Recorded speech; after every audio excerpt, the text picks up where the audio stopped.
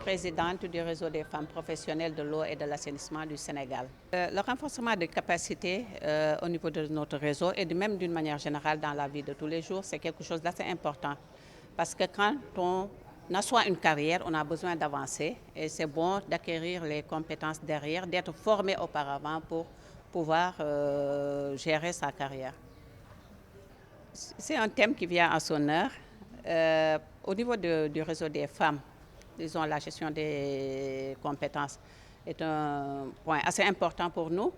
Mais également, nous avons senti qu'il faudrait montrer qu'aujourd'hui, les femmes non seulement ont les compétences qu'il faut, mais également on se bat au quotidien pour que les femmes soient promues à des postes de responsabilité. Donc la différence se fait en général au niveau de ce qu'on a appelé tout de suite les soft skills.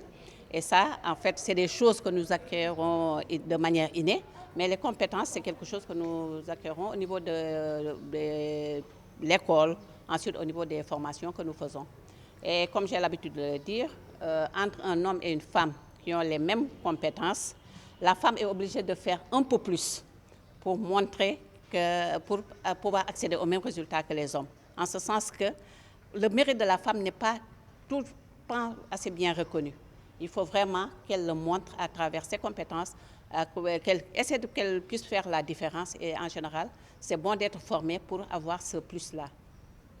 Non, les carrières ne sont pas gérées de la même manière au niveau des sociétés parce que toutes les sociétés n'ont pas une gestion de plan de carrière. Ce n'est pas géré de la même manière. Mais de toute façon, la vie, on ne peut pas changer la vie, le cours de la vie. Dieu a créé des hommes et a créé des femmes et la maternité est dévolue à la femme. Aujourd'hui, tout ce qu'on peut dire, nous femmes, essayons de faire en sorte que la maternité ne soit pas un frein à la gestion de nos plans de carrière.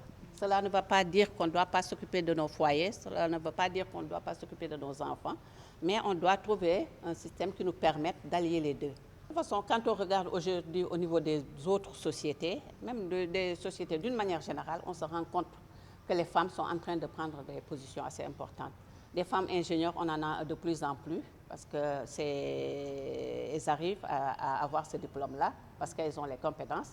Et je ne sais pas au niveau de l'ONA ce qui se passe, mais moi, je regarde le cas de la SONES que je connais bien. Je suis restée pratiquement 15 ans où j'étais la seule femme ingénieure. Et maintenant, aujourd'hui, comme je le disais au moment de partir à la retraite, quand je regarde derrière moi, je dis Alhamdoulilah, il y a beaucoup de femmes ingénieures. Les femmes ont besoin d'avoir confiance en elles-mêmes et de dire qu'elles peuvent y arriver. C'est juste là la différence. Madame Diak, comment... Non, ça, bon, le problème des femmes également est tout autre. Hein.